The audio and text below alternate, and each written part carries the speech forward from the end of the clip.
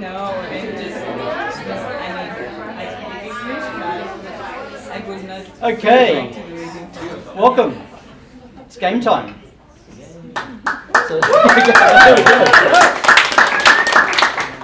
So welcome to SydDT number 87, and we're lucky to have Ben Crothers and Irma, who are going to be talking about the Good Design Awards from this year, the highlights. So they're both judges. Was this your first year? Or? It was. First year, and Ben has been doing 5+. A lot. To the point where apparently they're not allowed to get rid of him anymore. It's too awkward. I just keep coming back and they go, is he still here? Gave away some weird awards. So, welcome. And just to kick off, just want to acknowledge that we're on Gadigal country and pay my respects to elders past, present and future. And hopefully everyone's got a big Y in the box on Saturday if you haven't already done so. Actually, you're supposed to spell yes, not a Y, so make sure you put the full word in. If anyone's like a no, I'm more than happy to talk to you. It sounds like a threat out back. More than happy to turn that into a yes. So, a huge thanks to Michelle and ThinkPlace. Where's Michelle gone?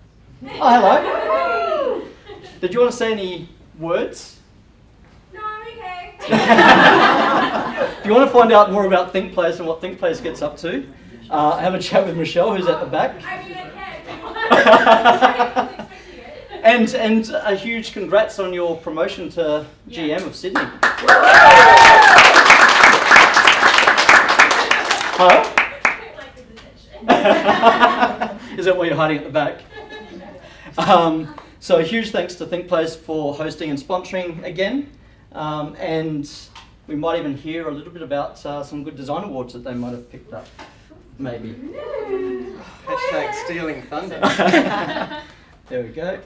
And so every month there's a team of us that put these together for you. A little team of volunteers. So Kate Linton is here. Zoe, Kylie, and Lucas is still doing house renos, so he's not here. But hopefully we'll be back in action next year. In terms of what's coming up next, I'll get this out of the way now, rather than as everyone's running out the door. Who's going to South by next week? 1, 2, very few number of hands, a few maybe hands. So if you're coming to South by and you got a ticket, then come to the South by Sydney Design Thinking meetup, which will be on Tuesday at 2:30. And if you haven't got a ticket, there's loads of free events around for South by, so worth checking that out. But hit that QR code because that will get you to our meetup page. So let me know if you are coming to that. And then our next one after that is on the 2nd of November, which will be not here, so you don't need to worry, Michelle. And then anyone going to be in Melbourne on the 3rd of November? I'll be in Melbourne. Anyone who wants to come down to Melbourne, hang out with me. We're running we're taking SydDT on the road, so it'll be SydDT in Melbourne on the 3rd of November. So that should be a bit of fun. And then we'll wrap up. We're better than There that, next but week. yeah.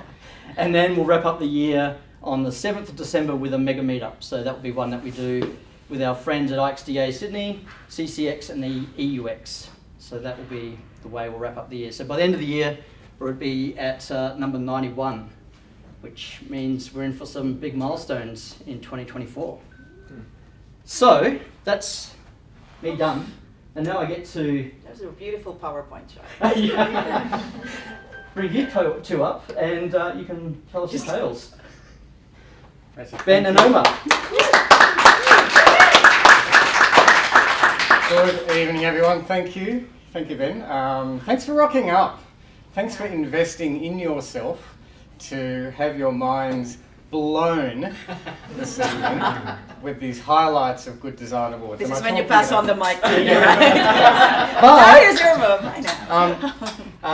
That's me. I'm Ben. I'm principal facilitator at my own business called Bright Pilots, and I've been a designer for a long time.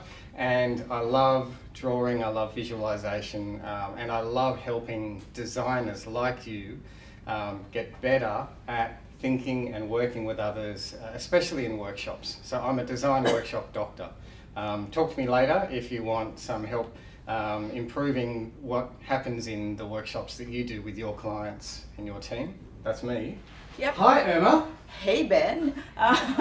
So clearly, thanks guys for being here. So yes, first time judge, but I am a branding and creative strategist for 33 years now, although my LinkedIn specialist friend says you should say 15 plus years, especially if you have a Hotmail. You do not say 33, but just to establish credibility. So I've got two sides to me. I work as a branding strategist for branding agencies, really big ones, working with small clients like Coles and Westpac. And also, as I've said, there's a good side of me to make up for all the bits that I do on that side of my life. I've just founded a social enterprise of designers and branding specialists, which I will tell you about later. So thanks for being here. So that's us, but you're not here to hear about us. Yes. You're here to hear about where is Australia at when it comes to design. What contribution is design making? What contribution are you making? Are we making? That's what we're here to kind of think about and talk about. And the way we're doing that is, funnily enough, through our experience as judges with the Good Design Awards. So who has heard of the Good Design Awards? Yes. Who has worked on a submission? Who's submitted something to Good Design Awards? A couple there? Yes. Who has won a Good Design Award? Yes. I see a ThinkPlace hand. That's cool. Subtle. And was there a hand down here as well? Yes. ThoughtWorks, Yeah, ThoughtWorks. So yes, Ben stole our thunder there, but we've got a slide coming up.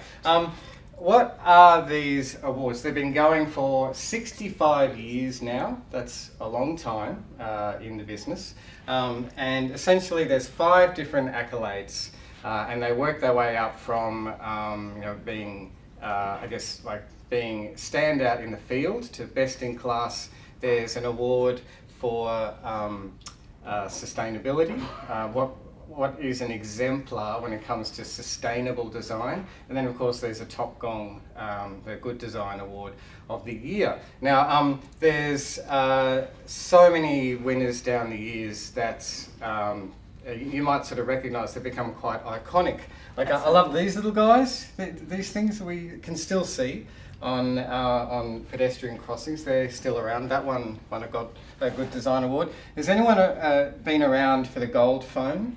Anyone remember the gold? The ones with Hotmail addresses, clearly. And the Hotmail address. So yeah, they've been, if you like, elevating what is best. Not only in Australian design, but in global design for 65 years. And as well as those general accolades, there are some special accolades as well. There's an Indigenous Design Award. This year went to a crew called Bold Lines. Very near and dear to my heart because they're making their impact through co-design and illustration, like working with a lot of Indigenous artists and getting to visualise a lot of important issues in lots of communities. Good Design Team of the Year. This time it was Future Friendly. They grabbed a massive bag of awards this year. There's a Patrons Award. There's an Australian Design Prize, which is given every year to someone for particular achievement in the field. And last but definitely not least, it's a new one, Women in Design Awards, and I actually know her. She was the Australian of the Year for New South Wales last year.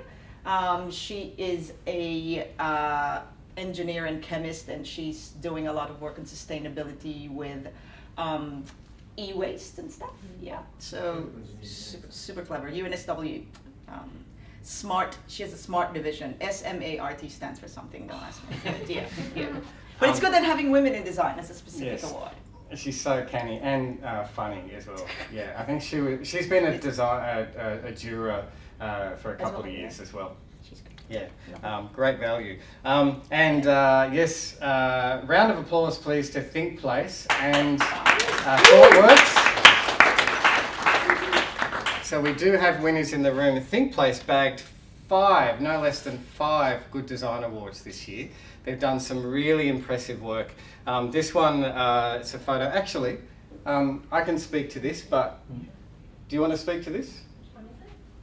There's one about the Which one is it? Which one is it?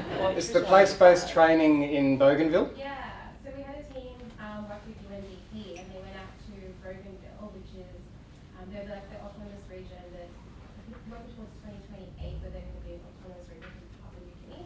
We worked on developing like an entrepreneurship program. And it's been very positively accepted within the communities. So the teams went out and did a lot of co-design with like industry, communities, government officials, and developed a really like comprehensive curriculum around it. Thank you, thank you.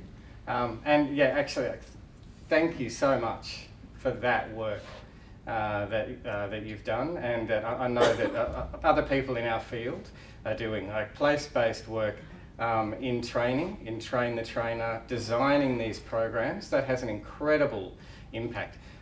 Autonomous Region of Bougainville came about, I think, through referendum there in 2019. They are set to become the world's newest country in 2025. Wow. And designers are literally nation building. Like, that gives me goosebumps. I don't know about you, but like, this is the work that people like us can get involved in. You know, it's awesome stuff. And not, of course, forgetting ThoughtWorks. This was an award given to a 3D bathroom planner for Reese. Do you want to speak to this at all? Yeah, I mean, has anyone renovated a bathroom? Was it a joyful experience?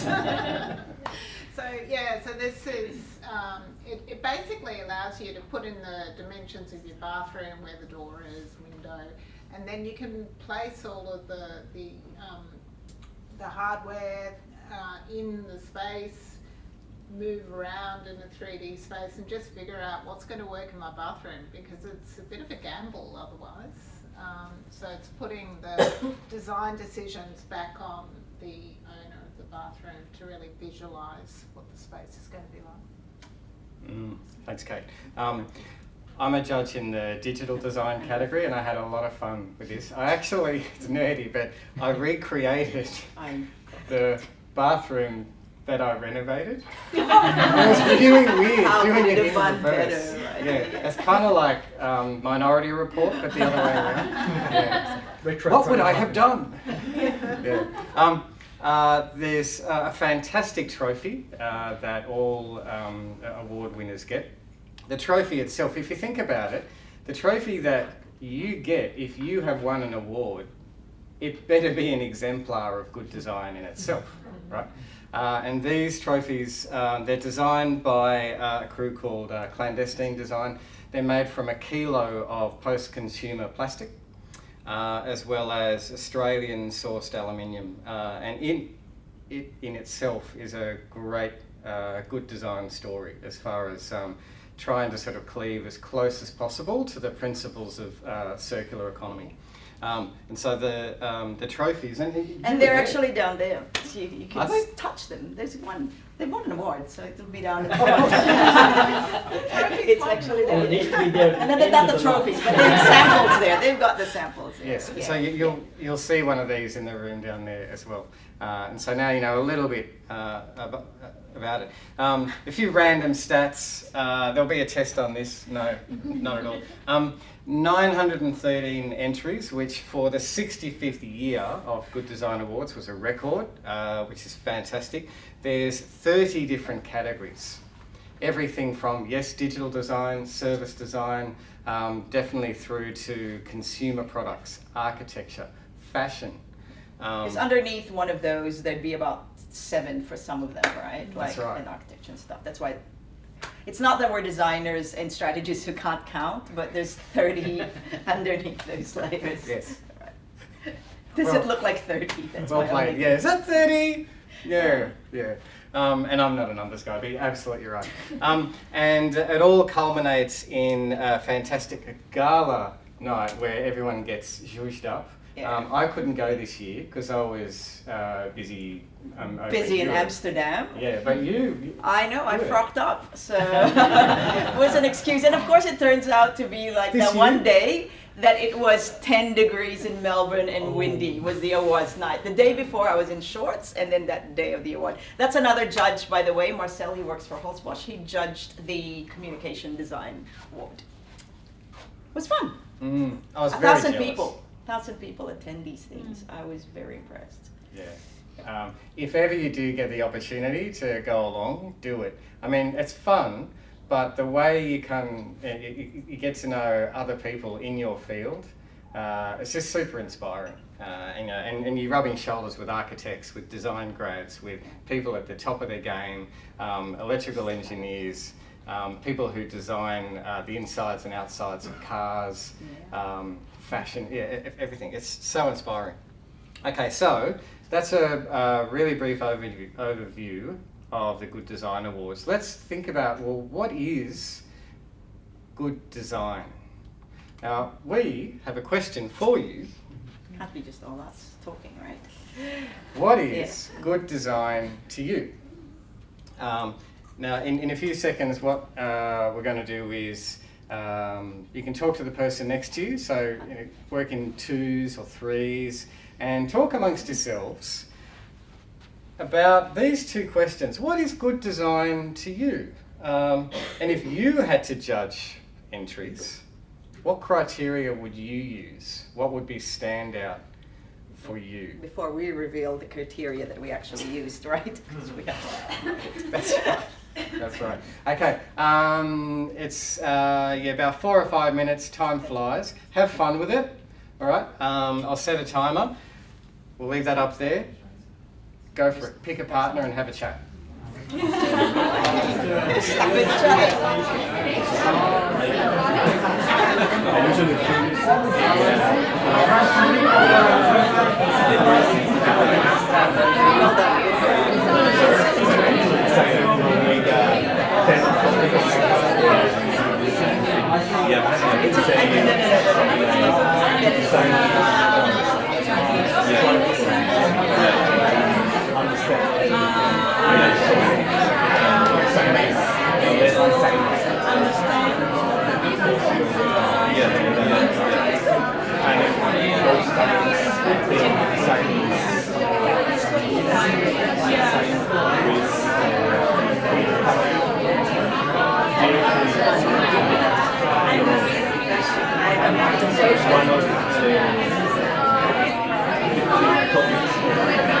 Fantastic. Thanks, everyone.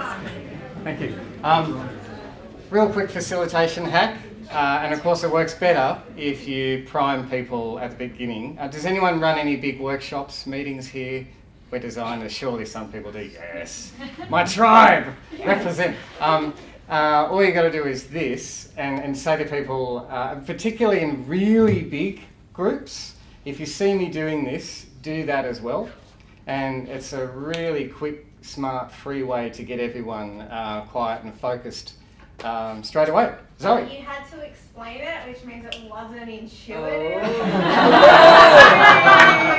Me wolf whistling at everyone and getting their attention. Dissent in the crowd. Nicely played. Nicely played. But I loved how you improvised, like you were at the back and you did it from there, and it was just, we should work together. We should. Shouldn't we? I'm good at this. We should I talk think after. crowds All right. no problems. Irma and I are really interested in hearing what you talked about, like what surprised you, what are you thinking about as far as what is good design to you. So, in your best theatre voice, who wants to kind of talk about what they were talking about? Yeah. Might be a bit controversial, but I'm going to use the word innovative, meaning it delivers what its intended use is, but it goes above and beyond that intended use. Nice. He's seen the next slide. Yeah. Nice one. Yeah. Someone else. Occam's razor is the principle. You know, it's got to be really, really, really simple and obviously really functional. Yeah. Yeah. Simple, functional. Yeah. Occam's razor is the first answer is often the right one. No, it's the simplest answer is the simplest answer is usually the least right one. complexity. Yeah. Which I take issue with, but I'm an overthinker from and even now I'm overthinking. Yes. One more? Useful? Yeah. Yes, it's got to be useful. Yeah. Yes. Nice one. One more? One more. Yeah. Good design should evoke an emotion. Evoke an emotion. Evoke an An emotion. emotion. Nice. Yeah, nice. So we got innovative, above and beyond, useful, Simple. simple, evoke an emotion, and last one, yes. Also, like similar to evoke the emotions, like has to be something simple and beautiful at the same time. I'm using one example, like some mathematic equations, the most remarkable equations. People saying this simple and beautiful. Someone really famous in my mind also said, this equation looks so ugly, cannot be right. So that kind of related. Yes. So simple and beautiful. Yeah, there's an elegance to design, isn't there? When what was it? There's that idea of simplicity, like making things as simple as possible, but no simpler. And there's definitely a beauty in that, but usefulness is part of that elegance as well. You know this. Yeah. Okay. One more. Multifunction, multifaceted. It has Yes. many aspects to it. So Yes. I'm going to answer from the other aspect is it's got to be producible. Because I come from Replicable. the manufacturing side.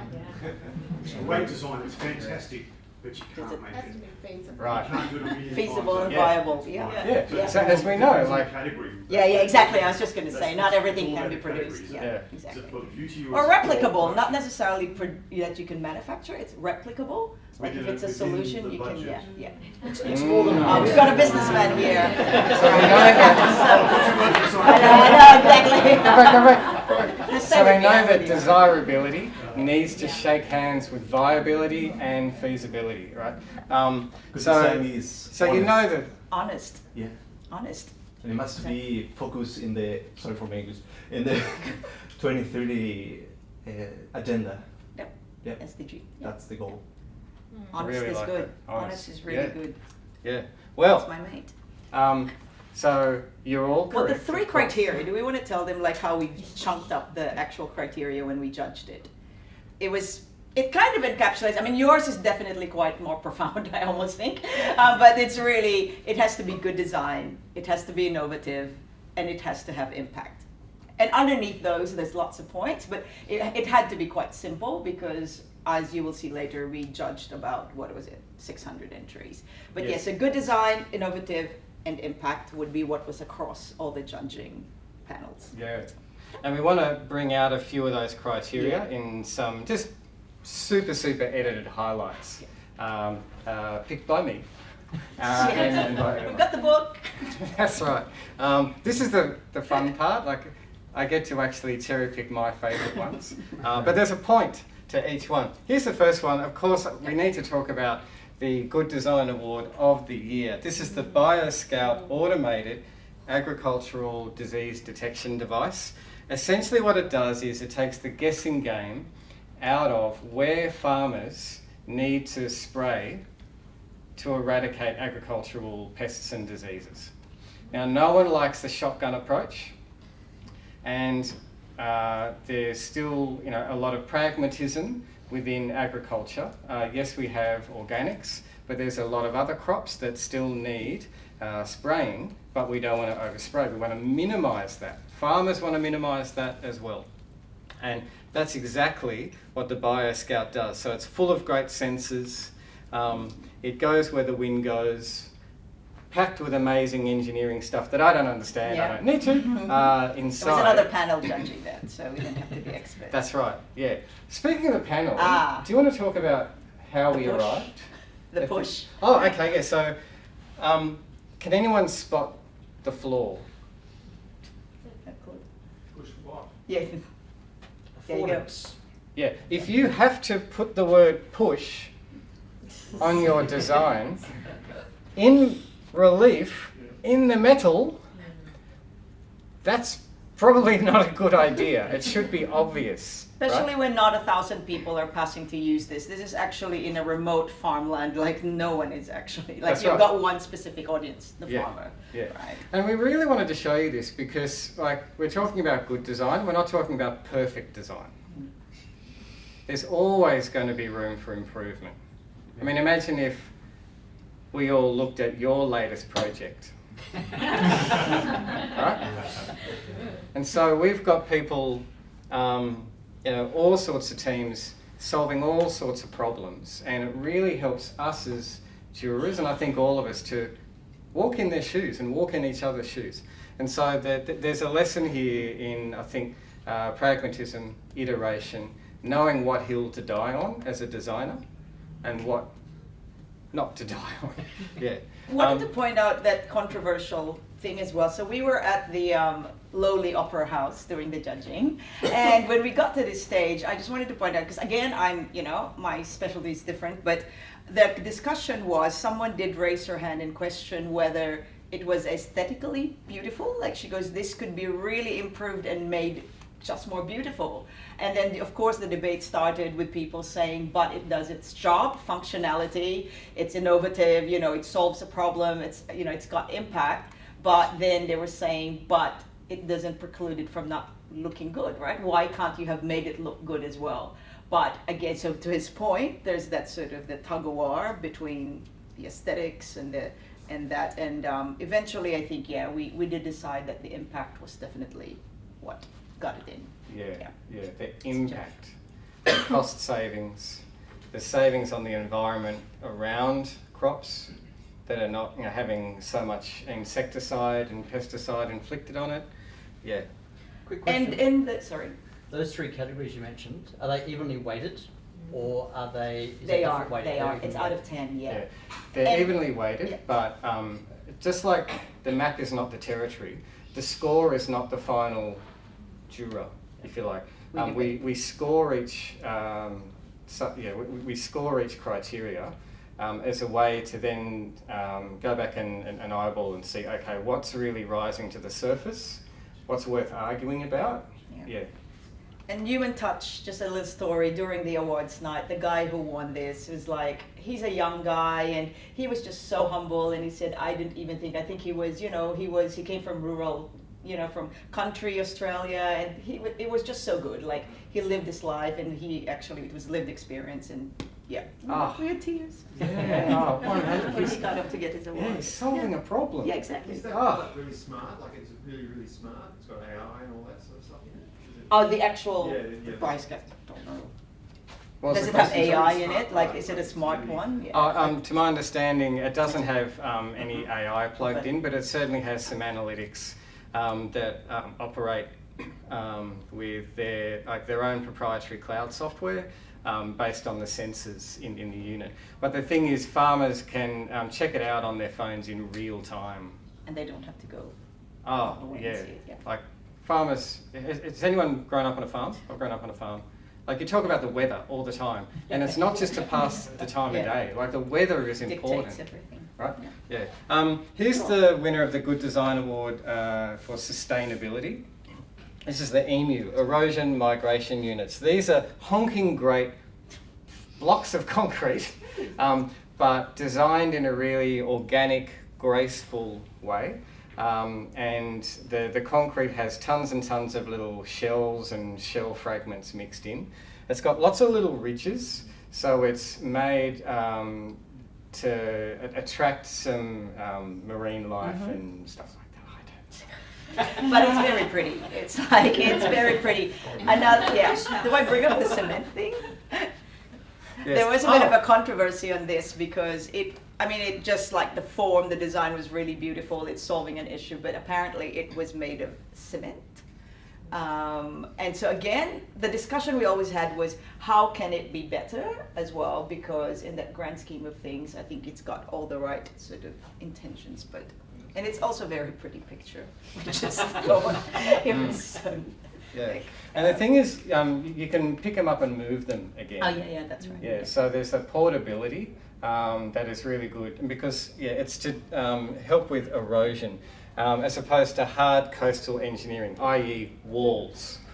The sort of things that they're building in some places up on the northern beaches now, because rising tides are really starting to eat away. So no, it doesn't help with that problem. It helps with erosion, but again, a very elegant solution. Here are some entries from digital design, again biased because I was a judge for digital design. This is Reef Cloud. What it does is it sucks in a whole lot of open source structured data, especially pictorial data, from 24 countries around the world, essentially to help the reef preservation community around the world know what's going on with reefs and climate change, where to target efforts, the benefits of any research or interventions that they do in particular reefs. It's free, and anything that democratises access to insights like this, like it gets my award. Plus, it's just got this totally lickable design. It's just gorgeous. He is now known in the jury as Mr. Lickable. He came up with this lickable word, and everyone just calls it. Doesn't anyone? Who's Ben? It's lickable design. I'm not touching your screen ever again. But you know what? This was actually in the social impact panel as well. I know that. So yeah, and they just decided it was suited to you, but yeah. Well, we'll talk about that, the cross-category debates. Yeah. In fact, that sort of cross-categoryness, that's going to come up again, I think. Here's another one. Annalise, so here's the AI, Clang. We had to have AI tonight in some way. This is an AI-powered assistant for medical imaging, especially for thoracic and lung scanning. And I don't know if you're one of the people who are afraid that robots will steal your jobs. That's okay. But I really wanted to make the point that 93% of practitioners, like the radiologists that were using this when it went beyond the clinical trials, continue to use it, and 90% say it improves their jobs. Like they want it around. It's another pair of hands, and it does the sort of 80% of the scans so that they can focus on the really complicated ones that the doctors are after answers for. Yeah. As far as I know, this is designed right here in Sydney as well. Yeah, and again, cracking piece of technology with a beautiful, intuitive interface over the top of it. I wish I could use it. It makes me want to study to be a radiologist. Just so I could. Or you just want to go have an X-ray. Or just have an X-ray. So yeah, can I play with that thing? Yeah. I put one of my stickers on that, so it was very high technology process. We had stickers to put on some of these, and I did choose that as one of my top ones. Yeah, it's really good. And I think the Good Design Awards as a thing has an opportunity to show, I think, good application of AI. There's a lot of misinformation out there, and everyone has an opinion on AI in its various forms, and that's great, and we need these conversations. And it's nice to have these as examples to say, hey, guess what? Here's AI that genuinely helps the whole system: patients, doctors, radiologists, you name it. Yeah. All right, that's back. We've done that one, and we've done that one. All right, okay, this one. Okay, I have to repaint my bedroom and my study because so much of my brains were all over the walls after looking at this site. It blew my mind that bad and that big. This is incredible, ladies and gentlemen. I don't know if you've ever looked at any sort of long-form story scrolling. Like online content that is super dynamic, like it's got parallax up the wazoo. It does stuff with SVGs I didn't know you could do. The elegance and the imagination and creativity that has gone into this as a piece of work is just stunning. And there's two big pieces of work, and this one is just in black and white, but it's essentially visualizing research results of, it's a report that explores the impacts of technology, especially on the world's poor and middle class, where people start to feel disenfranchised and other people feel more empowered because they get to sell lots of stuff online, so there's lots of opportunity. But what that does is it turns them into a new form of slaves where there's no super, no sick leave or anything like that. So think OnlyFans, selling stuff on Gumroad and stuff like that. It looks great, but over long term it has social impact. So it's a fantastic read, but the way that it's done as an interactive piece. It shows such a love of the substrate, ladies and gentlemen. Like, I've been a web designer for many, many years, and if you have too, you know that the web has a grain, and it's a real pleasure to work on something where you work with the grain, and oh my word, this does an amazing job. And I've got the link at the end, and I'll stop waxing lyrical. He'll have another session for you just on that one, I think. My turn. Oh. Yeah. Okay, so that's what good design is, and what we've done is we've tried to sort of bring out some aspects of why we chose those. You know, there's certainly, as I mentioned, the craft of the material, the innovation, democratizing and bringing together disparate assets and stuff like that. But it's worthwhile thinking about what good design does.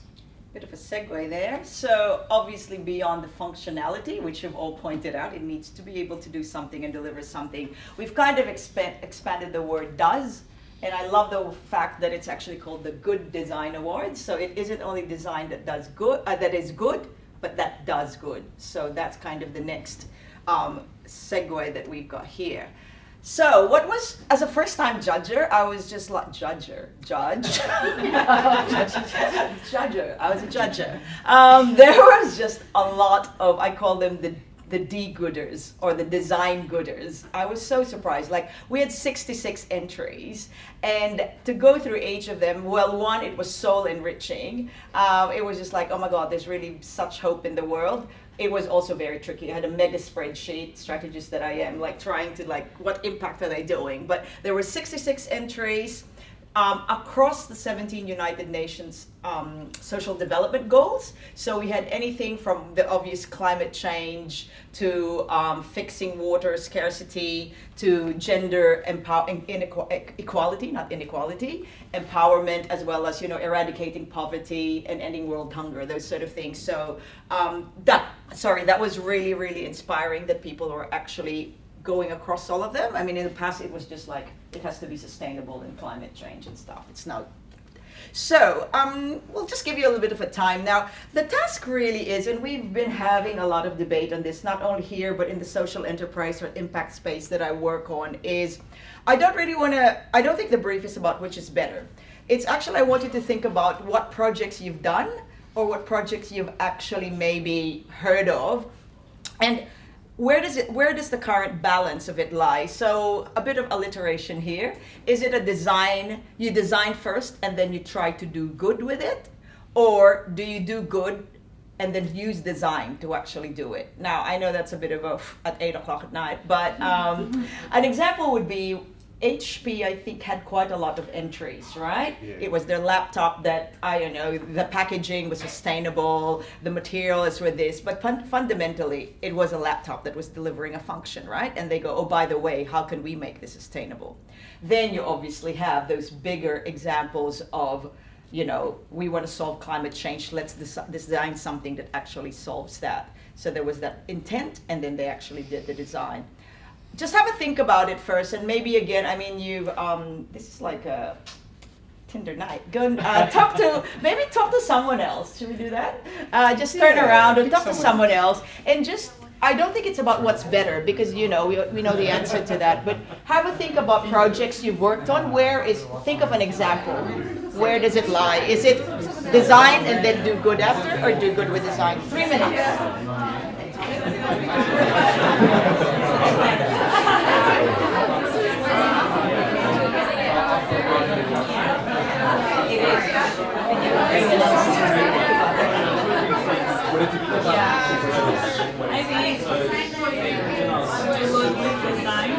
But I know sometimes design then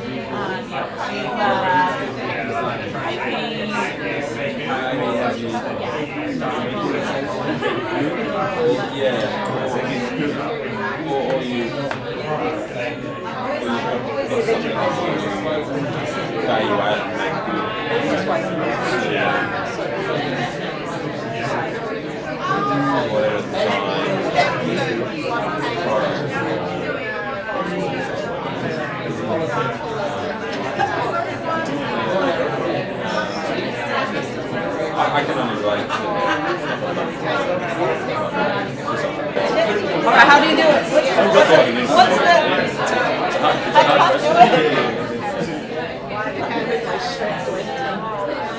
can't do it.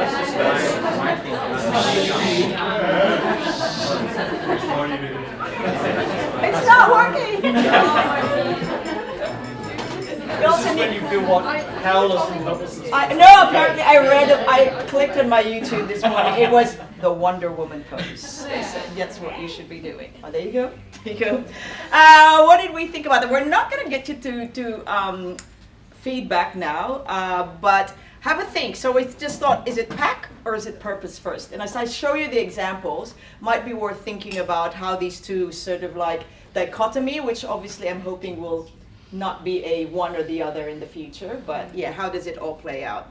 So the gold winners for the social impact category, and by definition, by the way, the social impact award was to recognize the role of design in creating a better world. That's the official definition. I almost call it the Mother Teresa Award, right? Like, it's really big to say we want to create a better world and, you know, we'll save the world sort of thing, but that's the definition of that award. So we had Black Design, which was I'll simplify it, but it was for indigenous artists to actually have a forum for them to create, be employed, be trained, etc. So it was big. They were actually in other categories as well. They were in fashion, yes, and stuff. So very big. We had 4 Eyes Vision for a better looking world, which is essentially specs that would be spectacles for the more remote areas in very fancy, compact little kits. And as we'll show you, we'll talk about it in a second. We've got Innovation for Dignity, Food Security, and Climate Resilience. This is when the brand strategist in me goes, I want to offer pro bono service for a naming workshop. I will rename you. Just give me half a day. I will give you a name. Safety by Design, deterring a new kind of online abuse. I did not even know this existed, but apparently there's that where basically you are able, you know, you pretend to send 5 cents to someone, and because there's messages on the actual app, they start putting, you know, texts that are abusive, etc. So you would actually go, oh, I got a 5 cents from my ex-husband, and then you look at it, and it's actually an abusive text. So they're deterring that. So, very positive tone, right? We ended our discussion with that one, and everyone just had radio silence in the room. It's quite heavy, but yes. So these, but we said there can only be one winner, right? Just a raise of hands. Who thinks it's Black Design? And I know I didn't explain everything. Yep, we got that. 3, 4 Eyes Vision for a better looking world. 1, 2. Couple. Innovation for Dignity, Food Security, and Climate Resilience. Oh, maybe a few more. Bit of a side. And Safety by Design, deterring a new kind of online abuse. Oh, there you go. You can see that in my category, people love words, right? Like there's such long sentences. There can only be one winner. Or can there be? Or can there? This might be one of those years where there was a bit of an anomaly. Now, it has happened before. There's been 2 years in the history of the Good Design Awards that there were 2 winners of the top gong. You know, and as a jury, we can do that. If we think that it is worthy to put 2 winners forward, we can do that because we write the rules. It's about the intent. The intent, exactly. And what I want to showcase here is obviously, so who guessed the 4 Eyes Vision? You did, right? Yeah. Sorry, I want to acknowledge a friend of mine. Just because I know, like, no, we just want to say this is a special plug for someone who's attended. He's flown in from New Zealand today to actually attend this. And I've never met him before. It's the first time we've met tonight. So stories to come later. So anyway, so this one is the first one. And there's a second one, so stay tuned. 4 Eyes Vision, I'll take you through it quickly. So one contention, I'll start straight off, is that's not original. You know, we've had people fixing vision and stuff. But my question is, so in this room, it's a very stupid question for the others, who wears glasses, because then I can see you, who actually needs glasses, right? So there's about 1 billion people in the world who have vision impairment, and this is me geeking just like you were geeking out earlier, because I used to Geek be away. the Johnson & Johnson AccuView marketing manager for Asia Pacific for years, based in Asia, and I know how big this issue is really. And what's great about this is it isn't just the specs, it's an actual kit, and anyone can become an ophthalmologist. You post it to P&G, for example, you train the trainer kind of thing, you train the ophthalmologist. There's a 25-minute video that you actually send to them to refract. It's called refracting. You know, when we go there and you look really geeky and you go, I've memorized those lines, EFPT or whatever. So you do that vision testing, and they actually can dispense on-the-spot glasses. Each kit would be for 200 people. And the good thing about this is, aside from making the whole world look like John Lennon, they're actually quite, we did come up with it. We said, I'm going to rebrand it and call it Imagine John Lennon, rather than Four Eyes Vision, because isn't that what you hate, like being called Four Eyes, which is weird. Anyway, so it's really very thin materials, and what's good about it is it fits kids and adults. And the reason it won the innovation tick was it cures astigmatism, which none of the other designs were able to do. So you flick it, there's a certain line that you actually go, oh, then I can fix your astigmatism. The plus point to it, and this is the marketing in me coming out, is people actually love it, not just people in the disadvantaged communities that they're helping, that they've started wanting to order it. There's now sunglasses version of it. So they've transitioned as well to a Tom's Shoes model. So for everyone who buys that, you actually would donate one as well to that community. It's so cool. And then when we presented this, we actually wore the glasses and stuff. It's really quite nice. So you can see it's one of my favorites. That's a really good lens on the straw. Oh. I knew it. You're so... You've lost your focus, mate. He's not short-sighted at all. He can see, you know, he's not short-sighted. The It's like future, daddy jokes. the future for them is so clear now. We can keep going. We can keep going. I wish we had examples of them, but yeah. Do we feel that this deserves that's right. Yeah, I love it. I really love it. So head on to their website. And I wanted to juxtapose it because this is like crystal clear. You know, it's very much a sign. Let's move on to the second winner. Who do we think the second winner was? Innovation, I have an acronym in my head to remember this. Oh my Innovation for dignity, food security, and climate resilience. I will try and explain it to you a few words. If you look at these words, dignity, food security, and climate resilience, they're almost like the trifecta of the world's problems, right? It's dignity, it's empowerment, it's equality, because that is they are targeting the poorest women farmers in India. I'll talk about it in a second. Food security. Now, India, we know, is famous for their monsoons, there's floods, but they also get droughts like we do really badly. So these people are faced, these women farmers, and I have to say, these women farmers are actually heads of their households. So as we know, the caste system in India, potentially a few of them, or majority of them, are either widows, and they're left alone to fend for themselves, and for them to actually, you know, they said, I love their line, these women are not even literate, so they don't even know what design thinking is. They don't even know what design is. They needed to do this in order to survive. It was a matter of life and death for them to actually come up with this. Now, a foundation worked with them, and the climate resilience is that whole drought and whatever. So, I can explain this to you really well, not. What they've done it's really about digging a hole. It's about digging up. That's you said that in the not a lickable one. Not a lickable hole. So oh my goodness. Just to keep it really simple in my brain because there's so many layers to it. You're not gonna get into holes. Yeah, exactly. Rated PG. So we basically, the outcome was they needed to produce, like, to create tools and mechanisms that would actually save the floodwaters for times of drought. But the difference here is, like, this is what won the award and have the acronym. So it had to be, first of all, cost effective. These people had nothing. So they used old pipes, they used twigs, they used, you know, whatever they could find there.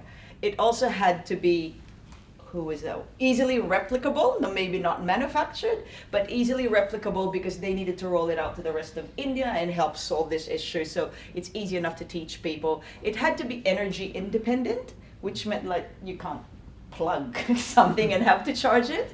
These were like in very remote areas. They actually also had to be, they called it gender equal, meaning that I suppose in that context, in that cultural context, that women would be able to do it. You know, you don't have those taboos that only men do it. And I love this one. It had to be open source, and it's sort of like anyone can do it. It had to harness the knowledge and respect the traditions. So I'm sure you've done this before, because apparently when you're pregnant and you're carrying, this was Ben a few years ago, pregnant, carrying 20 liters of water on your head for these women farmers, and they go up a hill, they're able to spot the spot where they should dig the hole based on the pressure on their belly button. Wow. So they kind of know which spot would have the water, which would store it. Like, I don't know what the scientific explanation is, but they've used those sort of things, and it's not dissimilar to stories we hear about, you know, First Nations, Aboriginal sort of traditions in terms of doing that. So kind of very different from all the reef clouds and high-tech things, but they actually said, let these women do it. The impact is they've helped about 55 million women and rural farmers. And I know that seems a lot, but in a country of 1 billion, that's not really a lot.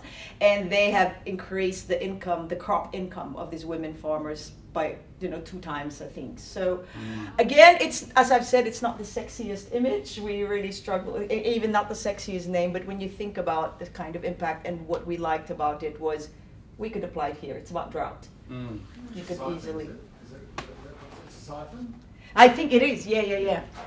I mean, it pushes you up. And yeah, it may not be the sexiest thing or the sexiest name, and it's not even the sexiest work, like as a designer. But the thing that really impressed me with this project was in the kind of train the trainer engagements that they had, in the design of the program itself. They did the hard work of finding out what skills these women already had, and then they leveraged those skills into the programs that they had. So you know how, you know, and I'm a great fan of design thinking. Like here we are at the design thinking meetup, but you know, design thinking doesn't start and end at, you know, crazy eights. You know, like let's learn the latest workshop method. And I'm a workshop method guy, but there is so much value in harnessing the skills and experience that the people that we design with already have, and that's what really impressed me. Yeah. Again, on the practical side, as I've said, you know, it's not every day that we're able to get to do these projects, but you know, in my world, you do this whole co-creation and that sort of thing with our consumers in my world. So yeah, it's, again, they were very happy. They obviously had to be beamed from India when they received the award, but it was just really, really good. So, given that, you know, that energy that, you know, the world is trending towards social impact, we've seen the Sustainability Award and all the other independent awards. What are your thoughts? Have a bit of a think in terms of, does it deserve its own category altogether? Because right now it's sort of one of the 30. Do we elevate it to actually have a thing? So let's have a think. My point of view is, and this is what we were debating and at that session, is I have a controversial-ish theory that this award should actually be made redundant, because every entry for me should have a social impact. And now then, this is just my first year and that's it. I'm going on now. But so maybe they'll wait another 5 years. But yeah, so we were debating on that, and you know, this is my personal opinion. You don't have to agree. My answer is yes, but not forever. Maybe at this stage where it is such a need still, it's still quite niche to a certain extent. I hate that word, but, or niche as the Americans say. It needs to be elevated, I think, to just really showcase all these good things that are happening. So today it is a differentiator. So you want people to say, I'm different, I created something that creates impact, let's award you. But tomorrow, I just called it damned if you don't do it, right? And it's getting to that stage. That was the whole plastics and recycling and everything, and now it's going across everything from gender equality to whatever. And now it's more like a problem solution, as we say, look, here's a problem, let's solve it. So if you've solved something, I'll give you an award. But again, in the future, and this is where my Mother Teresa habit goes on, is purpose would really be at the core of everything that we would be doing. And finally, yeah, right now it's like, shit, it's so good, it's new thinking, it's innovative, let's give you an award.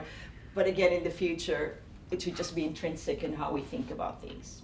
But that's me. So yeah, have a little bit of a think. But yeah, and So a question on Yeah. that then. so, With the three categories and the third one being impact, what's your impact? what's the definition of impact as defined in those three categories? Is it just Put simply, people, profit, planet. So that is triple bottom Triple line. bottom Yep, line. okay. Yeah, that's the sort of rough rubric.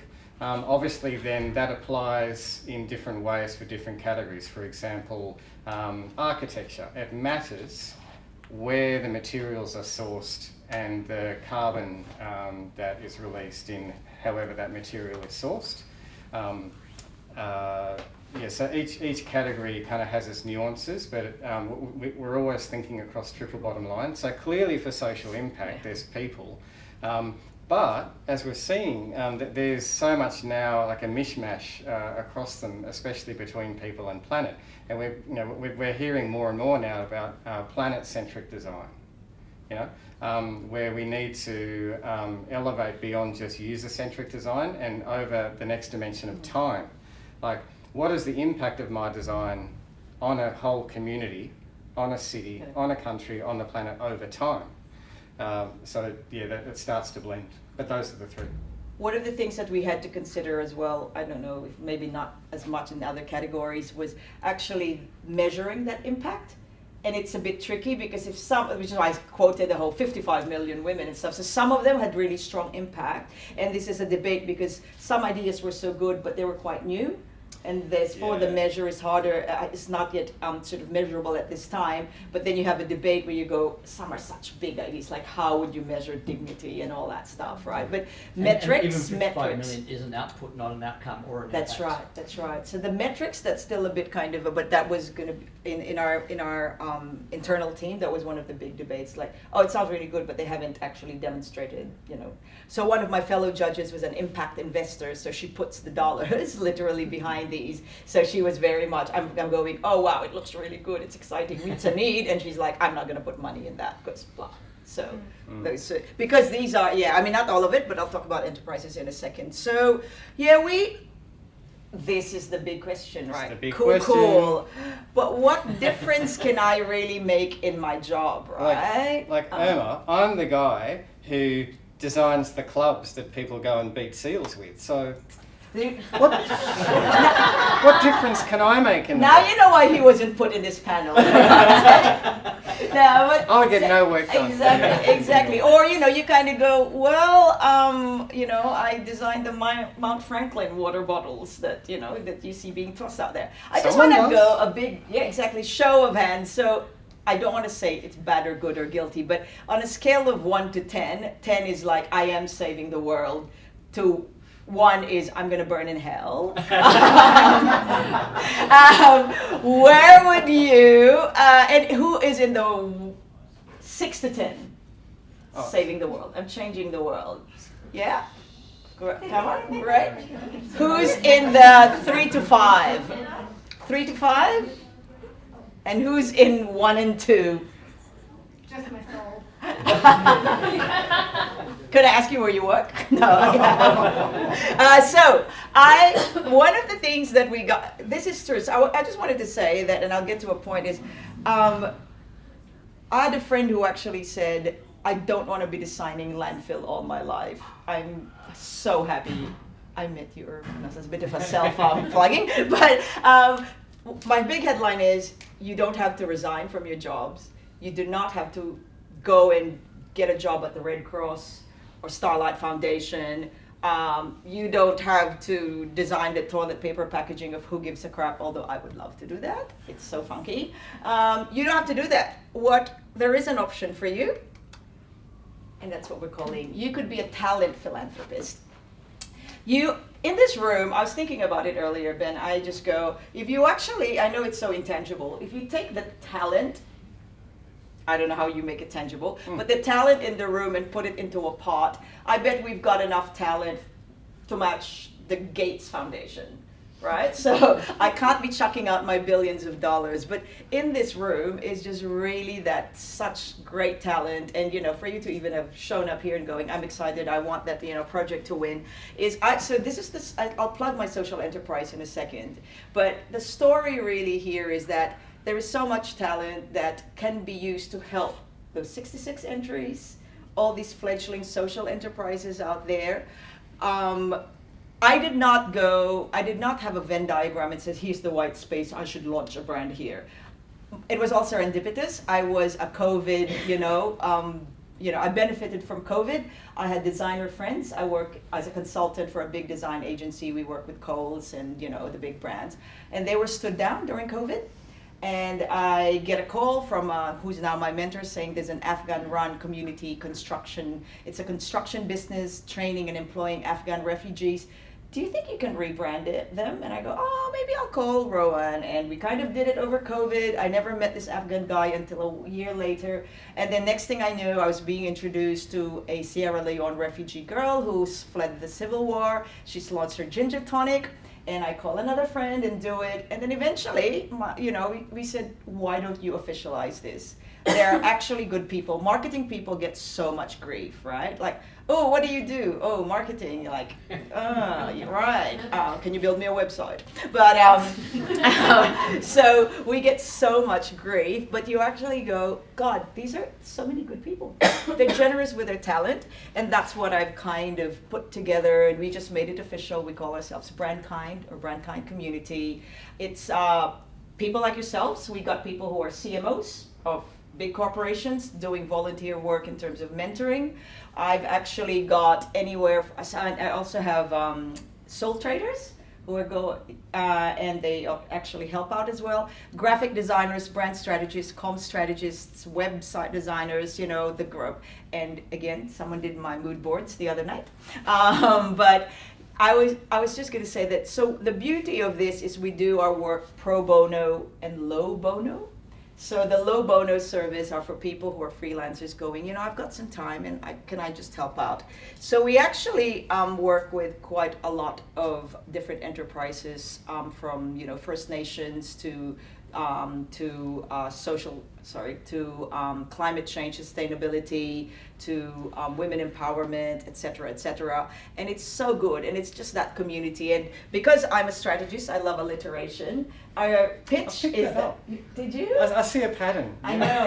Actually, it was cool in the 70s, but apparently it's really enough now. Bring it back. So what we offer the professionals is that obviously the social enterprises are just so thankful for what we're doing, and by definition, so we don't work as much with charities. We work with social enterprises, and Ben is the king of that, where it's actually businesses that do good. So our expertise is actually helping big businesses, and we actually say, why can't you be successful as well, even if you're just kind of a really small startup? One of my stories, and I'll get to the last slide, is that I was flown over to Melbourne to attend a workshop for innovation for schmackos, the pet food. There were about as many people as us in the room for 3 days thinking about the next schmackos pet food. It was fun. I really loved the workshop, but I just sat there going, can I just take 2 of you and bring you to my Afghan-run organization for a day? And you would have just gotten like so much, right? So I don't pretend to be, I call myself Robin Hood. I continue to do work there in order to fund what we're doing here. But yes, so what we offer you is fulfillment. As we've said, some of us go, I want to just do something more meaningful, and I just want to be able to do it, but I don't know how. Flexibility, just whenever you're ready. You don't sign up, you're not my employee, we just post it and go, there's a project here, do you want to help out? And fun. I said I don't want BrandKind to be an air tasker. It's not just like, okay, Ben, go and do that, bye now, thanks, I gather them into these sessions, we get to meet, we attend Afghan barbecues with my Afghan refugee mate, you just really build a relationship with them, and it's fantastic. So that was it. Yeah, good brands deserve to succeed, and the point really here is that seeing designers and really what they can do in this space. Full disclosure, so one of my advisory group members is Brandon Gian, who is the CEO of Good Design. And he was just like, I'm signing up for this, Irma. I've got a database of 35,000 designers. I just want to help you. So he was just, yeah. Oh, and you know, when I asked him, I'm like, oh, do you want to be an advisor in my advisory board? And he emails back and goes, I'm so humbled that you asked me. And he said, so, designers, you know, you're good guys. Go and help us out. Come on, show that you're just as good. And really, this is my dream, and we'll get to the last slide, which you can close, this is not a real slide. I've obviously hacked it.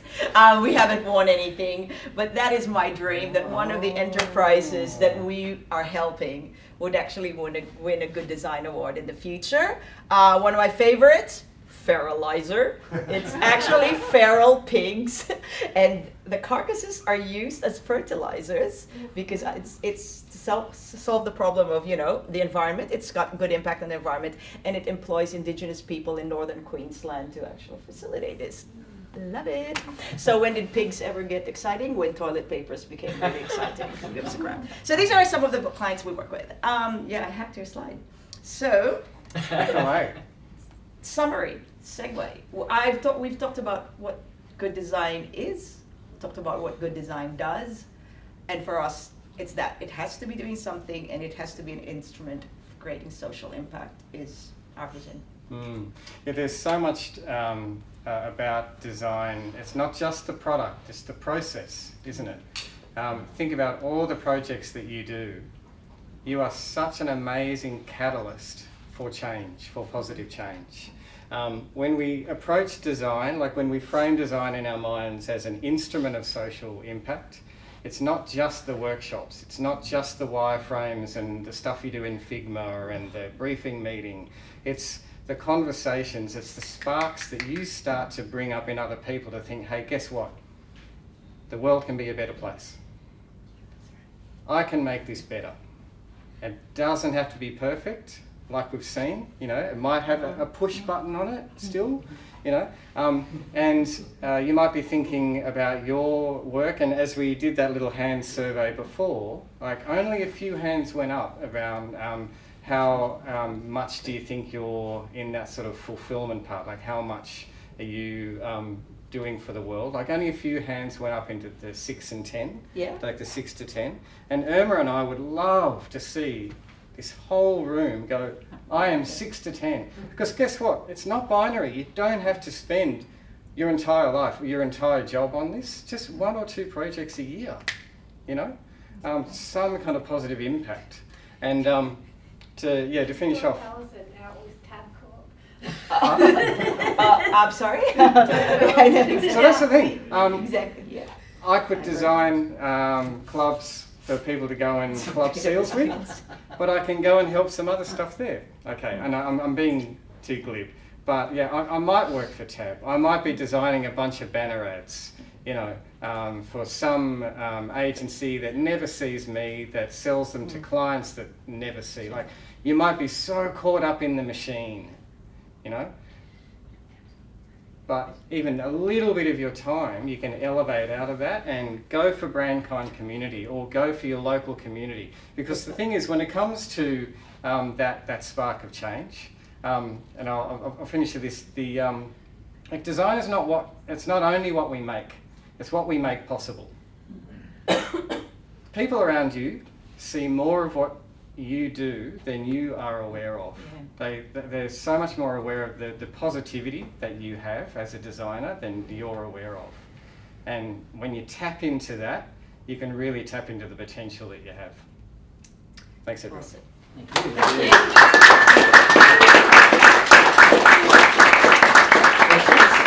Oh, yes. We would love some burning questions. questions in the room. We'll be going to the pub after this. Are you guys able to make the pub? Yep. Pub. Yeah. Define pub. So there'll be an extra opportunity, but any burning questions you'd love to ask Irma and Ben right now? So 65 years, was it? Good design was. How do you think the criteria have changed and the weighting Because it strikes me that the overall winner might not have won 20 years ago, right? Correct. Yeah, correct.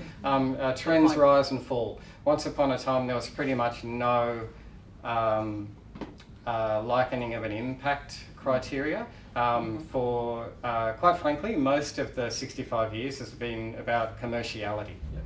Can we sell more? Can I make this thing at a cheaper production price? Can I increase my profit? And this is the thing, right? Like design as a discipline was trying and still is trying to elbow its way into those business conversations, into those boardroom tables. That's how it started. This is how it's going. Yeah. We love that it's really evolving, like really quite fast. Blockchain didn't make mention anything? There were no entries, at least in the digital category. Yeah. There were no entries that The involved. judges only really see the top 5 by the time we get together for each panel, so they could have been in that, bigger list, the longer list, but no winners. I think I don't know if there was any green. Not sure. No, I will say on the AI one, and talking about trends rising, like when a trend comes up, like we go looking, because as I said, like we want exemplars, like we want to educate not only the Australian design discipline, but everyone around what would good blockchain look like, what would good AI look like, how does that work, how does that live, sell, feel, produce, stuff like that. And nothing was forthcoming. At the moment, it's more around application of AI and generative AI. Up the back. A lot of design tends to be, in my viewpoint, is what's in the next year, the next 2 years. But we, as judges, you've been around where do you see that in 10 years' time? The designs we haven't even thought of. Because that's what matters. It's like the iPhone was years ago, that's the idea. So what do we see over the next 10 years?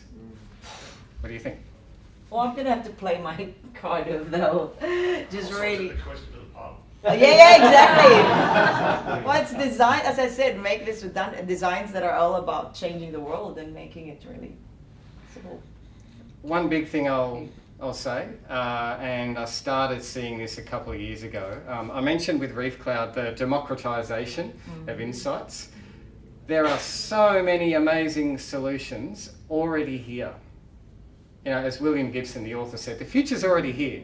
It's just not evenly distributed. Yeah. And I see a trend, over the next 10 years, we're going to have more of those awesome solutions actually find each other, connect properly, We and did trade have off a of each other. discussion on that. We wanted a Mary Shelley Award.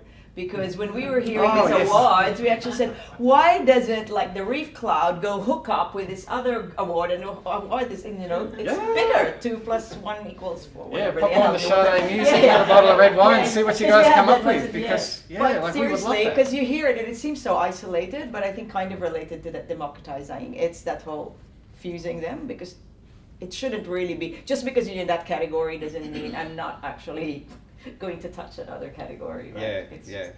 I think Zapier on steroids. We need more cross connection and equity in assets. Yeah. I think one thing that definitely happened is the quantization of those like environmental factors actually really determining it. What is the real social impact? What is the real green impact for this? Well, we sort of go, yeah, that's green, but what is the real? Where's the money? It'll have to get sophisticated soon. I mean, it can't be, you hear greenwashing, you hear this, which is why we sort of talked about the whole damned if you will, damned if you don't as well. Like, do you actually go, some people said, it's bloody HP, like, why would they be doing this? And you go, but at least they're doing something. Yeah. So, yeah. But eventually when there are clear metrics in the world, from the profit world, it'll now be the planet and people and how you're measuring it, then at least it'll be a bit clearer, I suppose. People know what they're going after. Cool. I know the pub does beckon. Last question. Any last question? Okay. Thanks, by the way. Thank you. Thanks, everyone. That's so good. So we're going to do you want to hit next on that? We're going to the Strawberry Hills Hotel. I've been there. It's dodgy, but it doesn't kick us out ever. So it's open 24/7. Oh, gosh. But see you at the next SydDT on the 2nd of November if you're not coming to South by. Thanks for coming, everyone. Thank you for Thank you.